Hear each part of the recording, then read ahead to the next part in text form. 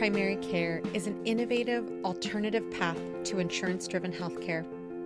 Typically, a patient pays their doctor a low monthly membership and, in return, builds a lasting relationship with their doctor and has their doctor available at their fingertips. Welcome to the My DPC Story podcast, where each week you will hear the ever so relatable stories shared by physicians who have chosen to practice medicine in their individual communities through the direct primary care model. I'm your host, Marielle Concepcion, family physician, DPC owner, and former fee-for-service doctor. I hope you enjoy today's episode and come away feeling inspired about the future of patient care, direct primary care. I am a calmer, more peaceful, more content person since I transitioned to direct primary care. I'm Dr. Stephanie Huhn of RoMo Direct Primary Care, and this is my DPC story.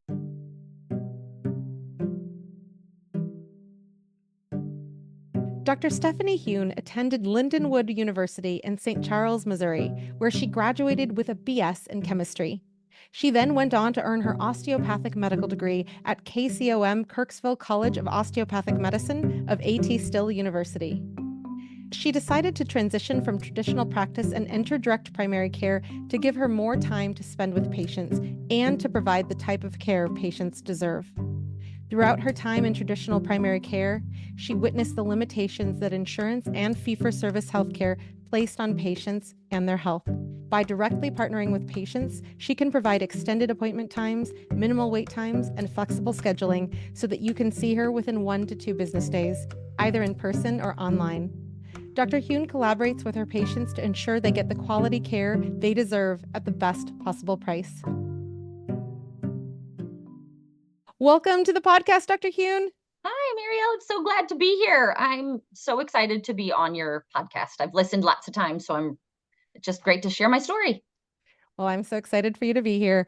I think it's been a while since we've had somebody from Missouri, and this is wonderful because you're coming from a day where you've actually been lobbying for the physician experience and the physician-patient relationship at your capital. So I'm excited to bring relevant and up-to-date information about Missouri to this podcast. Thanks. So let's start with your background because we all have a journey into medicine, and I'd love to hear how a BS in chemistry then led to, I'm going to be a family physician. Well, it actually deciding to be a family physician took me a while. I'll be totally honest. So Lindenwood University is in St. Charles, which is on the outskirts of St. Louis. And I thought I was going to do biology, but then chemistry is just way more exciting. Biology to me is just memorizing, and I thought that was boring. So chemistry is solving equations, and it was just more exciting because I knew I wanted to be a physician. I knew I had to do something in undergrad that fit. But actually, my journey wasn't straightforward, but it was exactly what I needed. So when I was a junior in college, I applied to a bunch of medical schools. I'm from actually Illinois, Southern Illinois, but so close to St. Louis, I just say St. Louis. So I applied to a bunch of MD schools, and I was a young kid. I didn't know anything. I didn't know that if you're supposed to have 3 letters of recommendation, you should ask 5 or 6 people. So I asked 3. And one of them didn't think deadlines mattered. And so all my applications didn't even get considered. And so I was devastated. I was like, oh my gosh, I'm never going to be a doctor. But it was during that intervening year before I could apply the next time that I learned about osteopathic medicine. I'd never even heard of that. And so the following year, I got admitted to both MD and DO schools. And I was hesitant. I was like, I don't want to be some weird quack doctor. And then I went to Kirksville, which is where KCOM is. It's the original home of osteopathic medicine, was founded there. And I was just like, oh my gosh, this is me. This is what I love. And so I just decided that was kind of the beginning of me following what I love about medicine into doing what feels right to me. So then during medical school, I got a health professional scholarship program in the Navy. And so after I graduated, I did 1 year of a traditional rotating internship. And then I spent 3 years as a general medical officer. And essentially, you're just a general practice doctor. And it was like the most exciting and scary I've ever done of anything in medicine, because it's like I've been a doctor for 13 months and people come to me. I vividly remember the first time I prescribed certain medications and they were like, it's okay. I trust you. I'm like, but I don't. I've never prescribed pancreatic enzymes in my entire life. I guess they're fine. Right. And so it was really fun. And I learned a lot. And I wasn't even sure what kind of medicine I wanted to do because I love family medicine. I like a little bit of everything. And so during that time, I was like, okay, I love family medicine. I should just do family medicine. And so then I applied to residency and I did my residency after my 4 years in the Navy was complete. So this is awesome. I think Dr. Frank Kalish was the last person who served in the Navy that was on the podcast. And your experience, just like everybody else's, whether they were in the Navy or not, is so different. And so I'd love Mhm. if you could share about how that worked, because if you did not go from medical school to residency directly, was there any issue with you having worked and then applying to residency? Because I think about going back to your letters of recommendation, if we needed letters of recommendation from a med school or a med school teacher, did that at all impact you, or was it because you had that training that you were more sought after for residency? I do think I was more sought after just because of my experience. There was a few programs I interviewed with that were actually like, "Well, if you already did this, we could technically sign you today outside of the match." And I was like, "Why are you so eager? Let me interview other places." So it didn't matter for as far as letters of recommendation went for me personally because I was able to get them from my command, from the XO and all the different people on base. And so it's like if an O6 in the Navy writes you a letter of recommendation that says she's the best doctor I've ever worked with, yeah, that's pretty good. It works. But what was different for me is I went to the University of Missouri or Mizzou. It's a big program. There's like 12 to 13 per year. And so tons of faculty. And I kind of thought everybody knew I had been in the Navy. And so sometimes I would say things and it would sound like I was totally bragging, but I was really trying to be like, I don't know. They're like, I haven't done this in 4 years. And they would just look at me like, what are you talking about? And so I felt like I had to explain my whole life story every time I said, "Oh, I did this back in however many years ago." So similarly, because it's Missouri and I went to med school in Missouri, they're like, "Oh, you're a first year resident. You must know so and so." I'm like, "No, I don't." They're like, "Well, but if you graduated last year, they were in your class." I'm like, "Yeah, I graduated 4 years ago." And they would just be like, "Oh, okay," and think I, like, flunked out for 4 years or something. So, sometimes I end up explaining, like, my whole life story just to say when I graduated med school, which is fun, but it's a little bit awkward sometimes. I can imagine that, especially when every week your schedule is changing and every month you're in a different rotation. So I can totally see that. Exactly. Tell us about your love of family medicine that you found while in the Navy, and what were you looking for specifically as you went into a residency program in terms of training, in terms of experience, in terms of patient experiences and skills you wanted to develop? So, I love procedures, and I thought about doing surgery. I thought about doing, like, gynecology or OB where you have a little bit of surgery and a little bit of face to face. But then, honestly, I was nervous about, like, never having a male patient again in my entire life if I did OBGYN. But I just found that, to be honest with myself, what I love is the connection with patients, to help them move from this uncertain state to identifying an illness or situation and fixing it and getting to know them as a person, and that's what fuels me and that's what drives me. So when I was searching for a program, I wanted one that was heavy on the academics because that's what I needed. So, like when I'm teaching med students or whatever, I say it depends on your personality and it depends on what you need. So for some people, an unopposed program where it's just them, it gives them the freedom to, like, hey, I need the nudge or I'm not going to do it by myself. Well, I was doing it by myself for 3 years.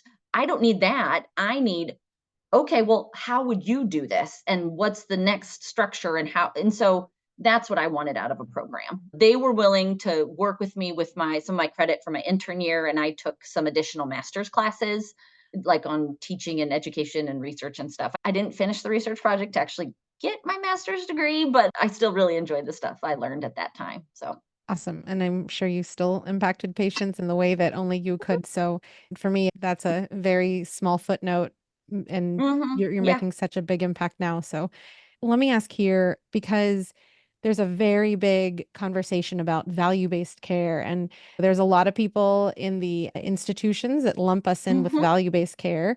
And again, this goes back to the fact that you were literally in the capital of Missouri talking with your representative today with other physicians. How do you view value-based care, and how is DPC different? So this kind of goes into my story of how I transitioned into direct primary care. So I moved to Missouri. Well, it's actually, this story is going to go over a whole bunch of stuff.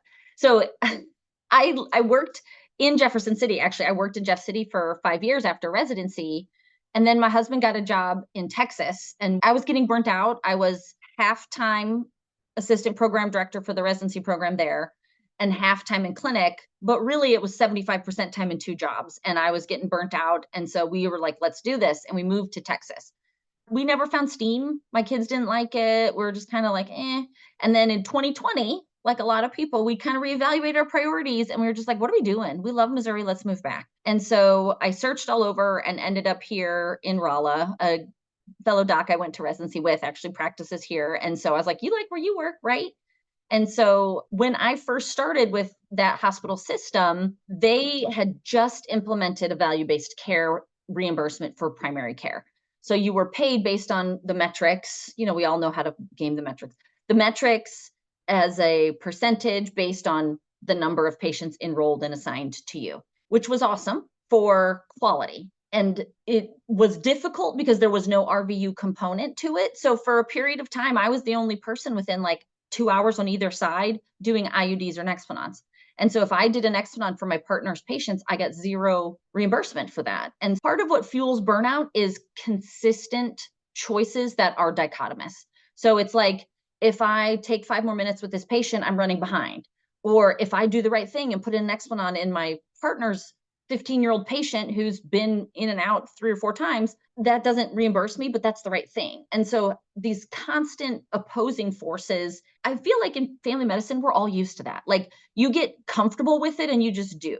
So for 3 years, my practice panel, I grew it with, I'm going to take my time. We're going to talk about everything. I'm going to talk about things. I'm going to order your mammogram. I'm going to do all this stuff. And my patients loved me, but I was hard to get into. I mean, 4 to 6 months was common for routine follow-up. Well, I had said this kind of when I was emailing about, oh, let me come on your show. No one probably listening is going to be surprised when they switch to a complete value-based component across the board. Family medicine saw less patients because we didn't have to. So when I was explaining it in a positive way, there was an episode where I had a patient who went to the emergency room and they had a x-ray or I think a KB, I'm assuming, that showed a kidney stone. She was still having pain. She needed a CT scan. So I got the message, I reviewed the ER report, and I ordered the CT scan. Now, I could do that because I was paid based on keeping her out of the emergency room, not based on RVU. So that's the wrong answer for an RVU system, but it's the right thing for the patient. So then when they kind of started wheels churning, they switched to RVU and quality together, but you had to get the minimum of both. So with the RVU minimums for both quality and RVU, if I did nothing different, saw the same pace of patients, my income was going to go down by 35%. And I don't know your audience, so I won't, but I am a cursor. And so I went to my boss and I was like, this is effing offensive. Like, I know my value and this isn't it. And so I actually had an hour-long meeting with my new administrator saying all of the things that were frustrating me. And she was surprised because our office was an open concept where the nurses and all of us worked in the same area. So if the administrator walks down, hey, how's it going? First of all, I got 4 patients waiting and my nurses are all right here. I'm not going to complain to you. Things flow uphill. I'm not complaining in front of, right? That military hierarchical thing, I don't complain in front of people who are lower than, you know, it's not intended to be mean. That's just how it is. And so she had no idea, none. And so a month later, when I put in my notice, flabbergasted. They were all completely surprised. And I was like, why? Like, this isn't working. So, I mean, what I tell my patients here, because I have a lot of patients who followed me, to their credit, I think they took me leaving as like a holy crap, maybe this is too aggressive, and have tried to make some changes based on that. Because I don't begrudge them. They're just trying to make it work in a system that doesn't work for family medicine. It just doesn't. And everybody who's listening and wants to do DPC or does DPC knows that already. Like, it just, fee for service is not the same when you're dealing with long-term health and you're developing and establishing patient relationships. It just doesn't work.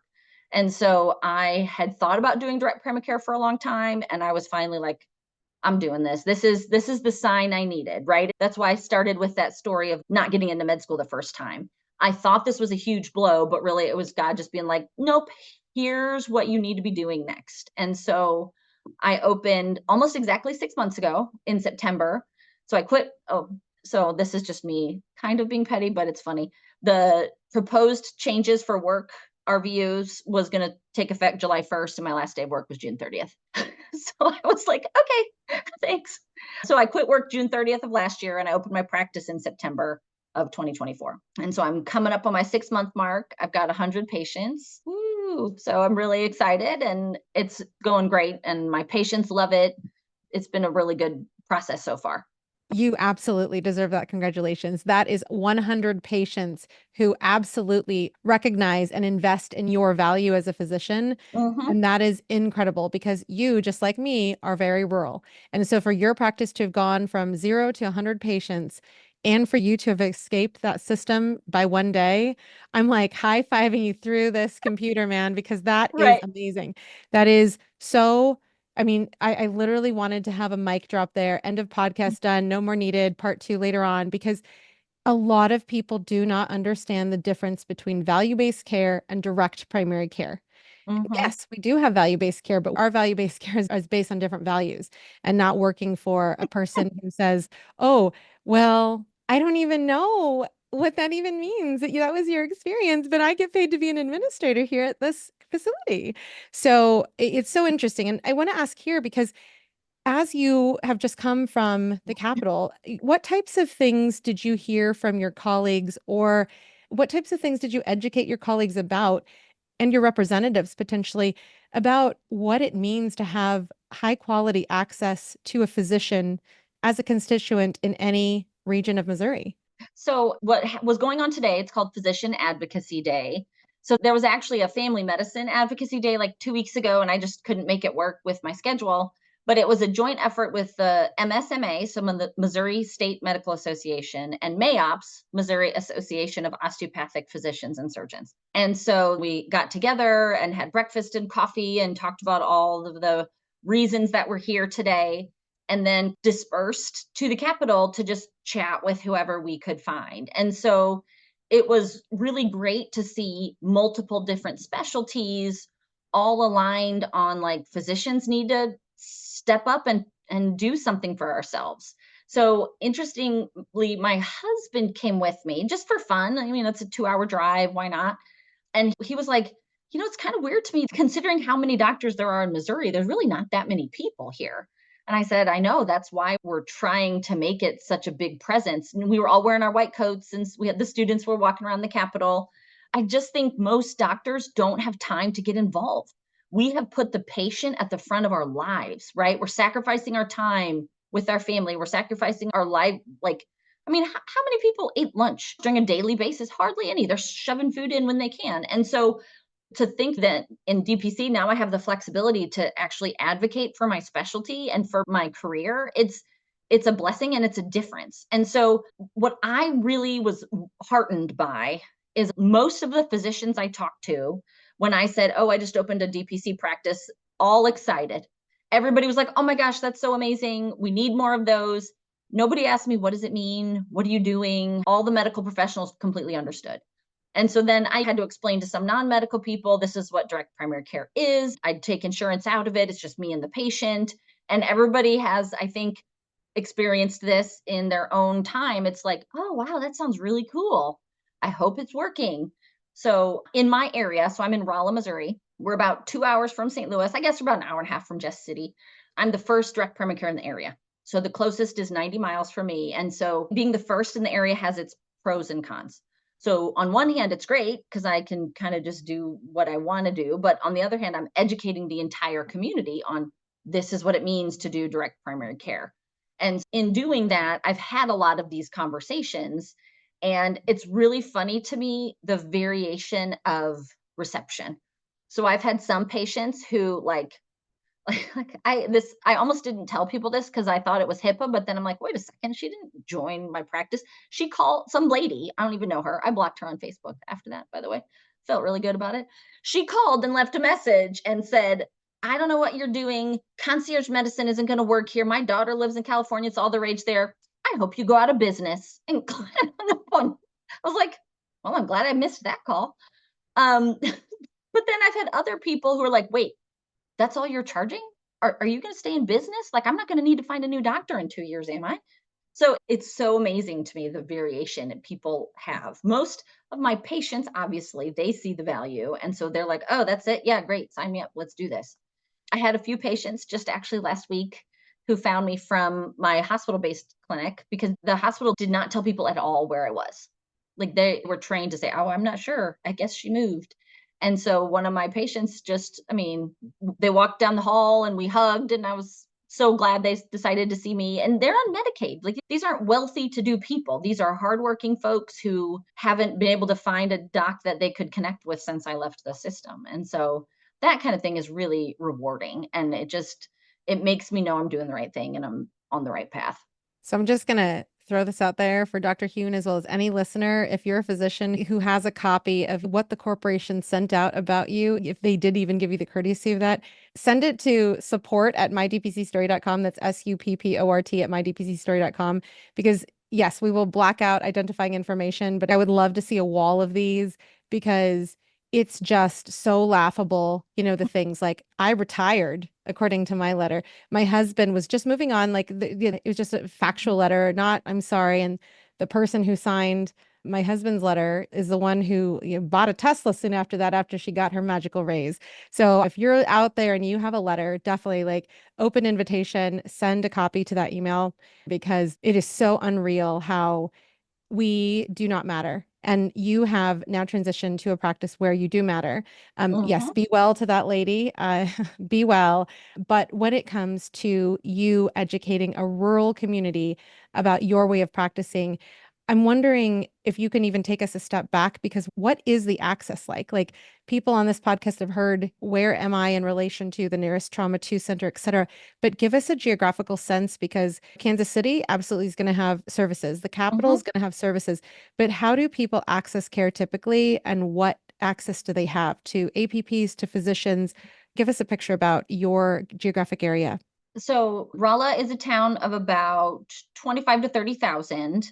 There is a University of Missouri system here. It's called Science and Technology, so we call it Missouri S&T. And it really adds a lot of vibrancy to the Rolla community, which is fabulous. But if you want to see a specialist, there's a hospital system in town, and then the hospital-based clinic that I worked with is a system that extends like from St. Louis to Oklahoma. So they're a bigger system. And so if you want to see ortho, general surgery, ENT, ophthalmology, dermatology. We have all that in town. But that that kind of the basic specialist is about it. Any subspecialist or depending on insurance, people were often traveling to either St. Louis, Missouri or Springfield, Missouri, because Rolla is about halfway between those, kind of along the southern part of the state. Along Route 66, if there's any history buffs out there. So about 2 hours to the St. Louis area, 2 hours to Springfield, like I said, an hour and a half to Jefferson City. And for a lot of people, insurance dictated that. So the hospital system that's in town doesn't take one of the Missouri Medicaids and doesn't take a few other insurances. And so the reason I chose to work for the hospital system I did is they took all insurances. I didn't want to have to think about that. And so if that's the insurance you have, you're traveling to St. Louis to get your care. So I wasn't saying that to brag about my follow-up appointments were 4 to 6 out. It's a legitimate issue with availability, and we're a health professional shortage area, have been at I'm pretty sure the highest level for a long time. And so there's advanced practice providers. In my prior office, the nurse practitioner is like the only one taking patients because they are all full. And so people are just striving for good care. And I love telling patient stories. It's like we collect them over our lives. Part of the reason I was at the Capitol today is we were talking about scope creep legislation and independent practice rights for advanced practice providers. And so I have several of my friends, my former place nurse practitioners. I love them. They're great. But they even agree, like having that collaborative relationship is what's so key to good care. So when I was at my former hospital system, I had a patient who saw me, and his primary care forever had been a PA. And this PA kind of was in his own clinic and acted like he was a doctor. And I'd heard mediocre things about him before, but I'm just like, man, whatever. So then I'm talking to this patient. He's like, I'm just kind of tired all the time. And he just checked a few labs and that was it. Never said anything. I'm like, okay. So then I start to do his exam and I'm like, huh, how long you had that murmur? And he's like, what are you talking about? What murmur? He was getting his mitral valve replaced within 3 months of establishing care with me. Right. Because it was like the first visit, I'm doing all the labs and the echo and all the things. And he'd been seeing a PA for like 6 years. So it's not that there's not a place for advanced practice providers. It really needs to have that the education and training that physicians bring to have a bigger picture approach as opposed to kind of a narrower lens. On a funny side note, he was a relative of one of the administrators at the hospital I work at. So most of the hospital administrators sent their family members to be my patients because, oh, Dr. Huhn takes so much time with people. But then they'd be the same people a week later, be like, if you could just see two more patients per day, maybe we could get more staff. Right. So it's just, again, everything in our life that leads to burnout is opposite choices. And it's really hard to make the right one.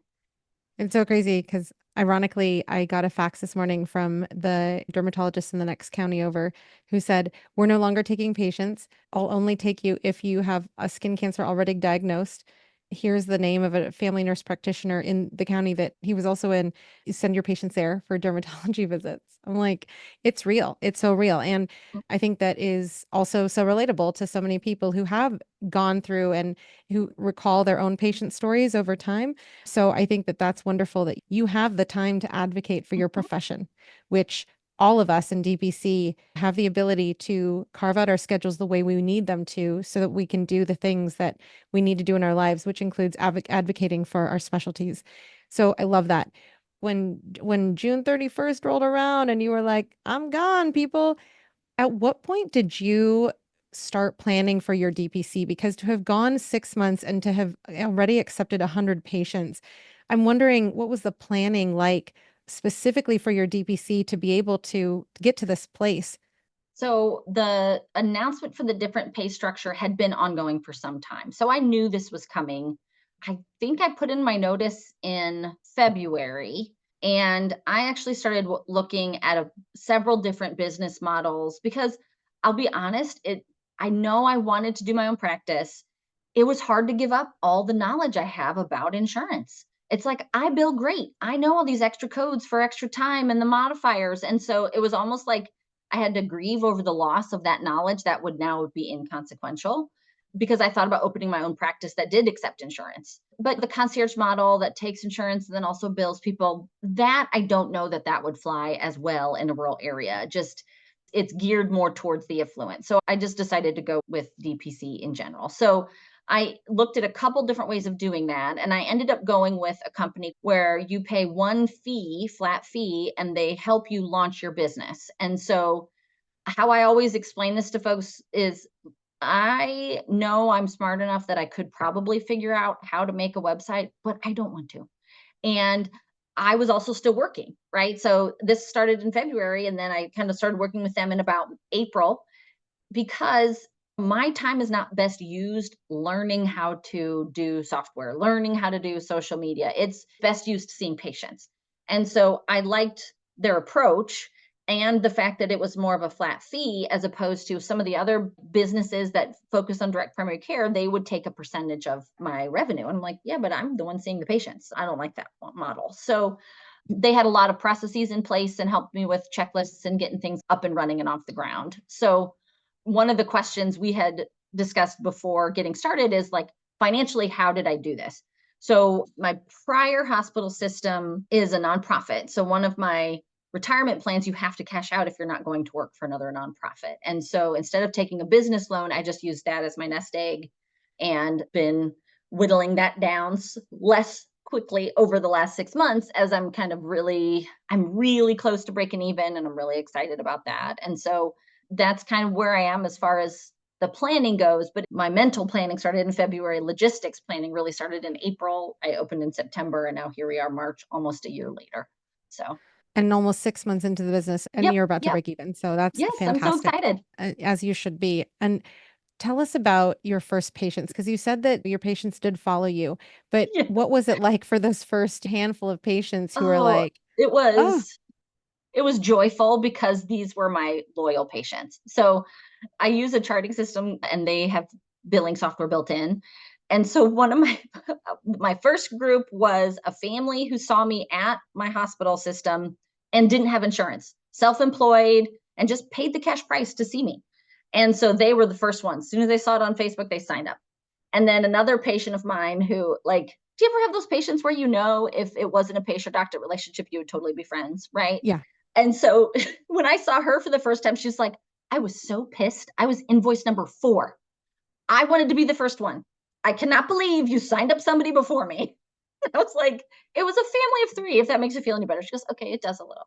But so my first probably month or 2, it was a few people who weren't really sure, but a lot of people who had already seen me previously and just like were excited for me to open up my practice. And then word of mouth starts and the marketing gets going. And so I would say maybe 60 to 70% of my current patients were my prior patients. Not as much as I anticipated, but still a lot. Or they heard about me from my prior patients. And they will keep coming. I promise you that. It's Yep. like they'll try something else. They'll try what insurance covers. They'll try the value-based care, and then they'll be knocking at your door for sure. Especially because you were already known in your area and you're Hmm. rural. Like It makes a difference. It totally, does. Well, totally. I firmly believe a lot of patients who were negative about me leaving think that the good quality care they were getting was just what is expected.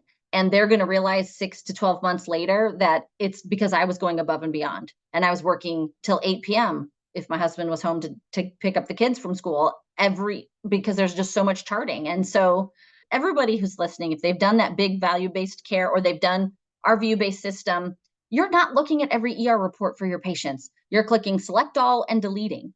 And so I like to know that stuff, right? I like to know what's going on with my patients. I don't like to see them 4 months later and be like, whoa, you've had a surgery and 2 follow ups since I saw you last. I didn't even know this was happening. That makes me feel out of sorts. And so being able to have a smaller number of patients where I can keep a handle on what's going on with them, it's just a peaceful way of practicing. I love that. Tell us about how you started educating your community beyond the word of mouth that was spreading because of your patients experiencing DPC. Because you pointed out earlier how not everybody gets it. There's a lot of different responses. Apart from the nasty lady, what are some of the things that you found really useful to say specifically in your community to help you as the word of mouth was growing? So a couple of things, and I bet many DC practices do this, is instead of just automatically starting a new patient visit, I would have a free meet and greet appointment so that I could explain what I'm doing and I could take the time to discuss with them the different price structures and the cost and the pros and the cons and kind of who we are and what we do. Has been very well received because then people can come in with their questions. My nurse is also very well educated on, you get direct access and it's just us and we can help you get cheaper labs. And then a big 2-month push on social media. And then since I finished with that, I've also been on the local radio station. So I'm on there. They have like a morning show and it's a lot of local businesses and it's just cute and fun. And I come on and talk about like, hey guys, flu season this year's terrible, wash your hands. And then, of course, that'll segue into talking about it would be great if you had a primary doctor. You wouldn't have to go to urgent care. And then I talk about membership based. Then you don't have to worry about a copay and you don't have to worry about have you met your deductible? It's just one flat fee. And so I emphasize that a lot because so much of my area is so fixated on, but I have good insurance. Why would I see you? I mean, over and over again. And so I'm glad you have insurance. I'll still bill your labs through your insurance. I'll still bill your x rays through your insurance.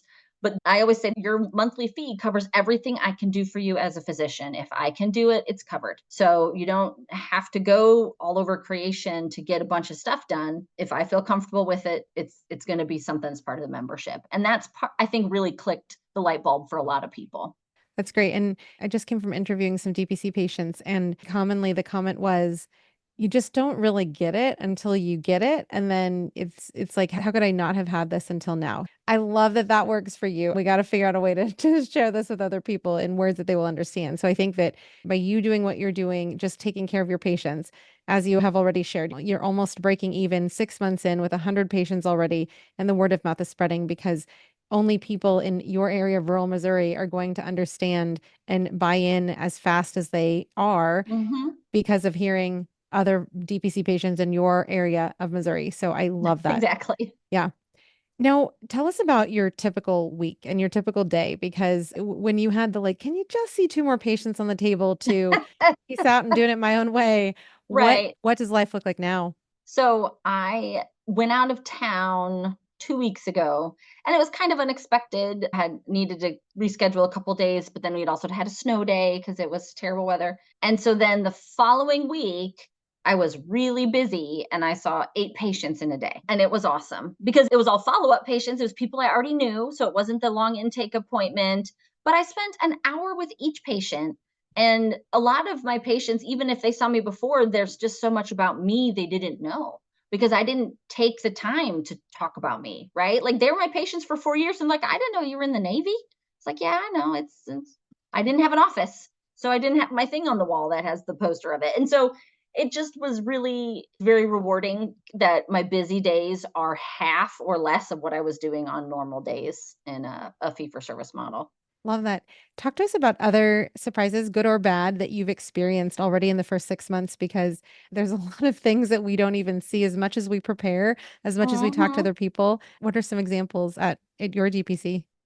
So one of the unintended benefits that I knew it would be a benefit for patients to see me regularly. We all promote that and we talk about it in our marketing. But what I didn't realize internally is what a benefit that is to me as a physician. Because if I don't have openings for 4 to 6 months, I have to plan your care for that entire time. So first you're going to start the metformin, and then after 2 months you're going to start the glimepiride, and then if that doesn't work, you'll send a message to my nurse, and then we'll send for Ozempic, and then if that doesn't work, but come and get your A1C before you see me back, and then I'll see you in 4 months. Okay, thanks, bye. Like that is unrewarding as a doctor. And then there's so many things you're just trying to catch up with. So what I didn't realize was going to be a benefit is now I don't have to plan that far ahead. I can be like, okay, look, we're going to talk about this one thing today, and then I'll see you back in a month and we'll address some of those other things that aren't as important today. And so it's really been a benefit. And you were saying about how patients appreciate it. A patient who had followed me, I had changed her meds around and she sent a little chat message like, I don't know, I think maybe we need to go back. And I replied, I'm like, girl, I'll just call you. She's like, oh yeah, I forgot. So I called her on the phone and was like, okay, how are you feeling? What's going on? And she's like, yeah, I just forget about all this DPC stuff. It's awesome. Thanks. And so a lot of those personal interaction benefits where you don't have to worry about if you saw them face to face, because then you could bill a full visit instead of just the telephone conference call. It's like you're doing what's right for the patient. The negatives are also seeing patients regularly. So I don't know that I was surprised by that, but it is always like, I guess I'll see you next week. Right? Like there's a few of those who just are high utilizers no matter what you do. And so trying to find appropriate ways to set those boundaries is something I've never been great at. And I've just had to work hard at that just because it's like, okay, yeah, I have an hour, but we can't spend this whole time talking about your kids and your stress. Like we got to make some decisions here. And so I've just been learning to be more direct and saying just that. Like we have some priorities we need to cover. Let's get to those instead of feeling like I'm always being rude and always rushed and behind.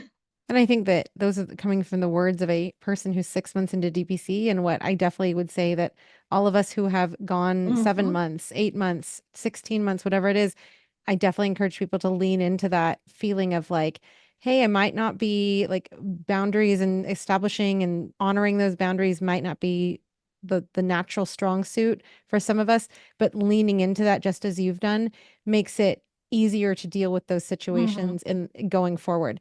And I know every single one of us who's opened our own clinic has had those experiences.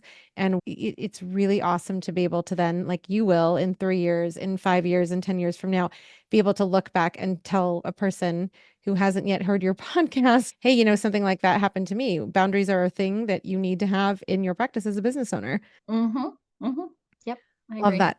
Now, tell us about your patient panel because you have not only patients, 60 to 70% of your patients followed you, but who else is on your panel making up the remainder of your 100 patients? I would say most are people who are just sick of the same thing we all are, that rigmarole. Several have some chronic illness, some diabetes or depression, but most of them, like, they have it and they were just getting annoyed with every time I call for refills, they do it wrong. I see a different person each time. I saw this doctor for a year and then they left. I saw the nurse practitioner and then she left. And they're just like, I just want to get to know one person. And so some of those patients I've been kind of surprised, right? Like, they're relatively healthy. They just want to know they can see me when they need to. And I've seen them twice since they've been a member for 5 months. And I think that's part of getting the word out of that ease of access that is really helpful. So I have a patient who has a couple who have Medicaid, and they just see the value in not going to the emergency room a bunch of times because they can't get in to see anyone. And I have a few that are professionals in town, and they see the value because they don't have to rearrange their schedule. They can just send me a message and I'll see them telemed, or I'll squeeze them in before they start their work. So it's been really joyful to see the variety. It's great. I love it. It's fantastic. And do you have members who are getting DPC through their employer? I have just signed up a few. So I'm trying to work on my spiel on that a little bit better. I love what I do, but I'm not a great salesman about what I do, which I think people, they can feel that and they don't really want a doctor who's a great salesman. That's not what they're coming to see me for. But I've signed up a few businesses and that has been really great. Actually, one of them just was starting on February 28th. So I can't tell you how well that particular one is going because we just, this is our first week, but it's been very well received to I own a small business. I can't provide health insurance because there's 5 of us, but I heard about you. This is going to be great. And I told all my guys at the shop, and this is what we're doing. Oh, that is so fantastic. That's how we ended up getting 2 patients at our practice because that same thing, like we don't have enough to pay for health insurance, but we do have enough to pay for your practice, Hmm. which is Hmm. so ironic because it's like, so what you're telling me is you don't have enough money to pay for insurance, but you do have enough money to pay for healthcare. Fantastic. Right, Love that. right, Yeah. right. So, when it comes to your clinic and your brand, tell us about RoMo in terms of how you got the name and how has it stood out as a unique beacon in your community? Because I heard you saying that you have a university branch in your community. Um, Hmm. a lot of us know the big names in each state because of university connections, but tell us how you got to your branding and how that has stood out in your community. So RoMo just stands for Rolla, Missouri. So there's Columbia, Missouri, which is not far, goes by Como, and so that's kind of the cutesy name that Rolla has a few places have heard of, and they do that. And so I liked the simplicity of RoMo DPC. Like, it's who I am. It says what I do. I kind of debated if I wanted my name in it or not, and then I was just like, it's too long and clunky, and people mispronounce it. It's like, RoMo DPC, and so when I was working with the company to help me launch, they had a marketing part of it and they helped me with my logo. But I've really leaned into that. And so I have my logo on my marketing materials, on my business card, and I got little goodie bags whenever patients come in. And so it's been something that I've really stuck to. And I think that's helpful. I think having a recognizable brand, because really as a physicians, we're the brand, but making it like, this is the practice and here's who we are. I think that really is helpful. And I've been very, very rewarded, I think, as far as that goes. It's a blue and white logo and I put it on everything. Yeah, easy to, I've said this before, but easy to do thread count, easy to do single image Mm, printing so you don't have to do multiple colors. I love that. And mm. one of the things that I really love is this is on the bottom of one of your pages. Your copy on your website reads, experience the relief of having a physician in the family. So I've heard other people say it's like having a physician in the family, but Mhm. that is stabbing right to the heart, like experience the Oh, thanks for relief. saying that. Yeah, I Yeah, really it's love so it. sweet. It is so relatable for sure. When you look at your community, again, because you're rural, even though you do have access to some specialists, not necessarily, as you said, the subspecialists in your community, with the patients who are getting care through you, how do you see your community changing, especially when it comes to what people expect from their doctor because you and your clinic exist? So the expectations, I think, change the longer people are a part of my practice. So initially, they just expected, oh, good, I'm going to pay you and you're going to be my doctor. Fabulous. Like, I actually had several patients during my first visit be like, oh, I'm so sorry I'm taking up so much of your time. I'm so sorry we're talking so long. I'm like, I scheduled it this way. It's fine. I want to talk about these things. And so I think as I grow in my practice, patients are growing with me and getting adjusted to it as I am kind of moving in that, getting bigger and getting people knowing what direct primary care is all about.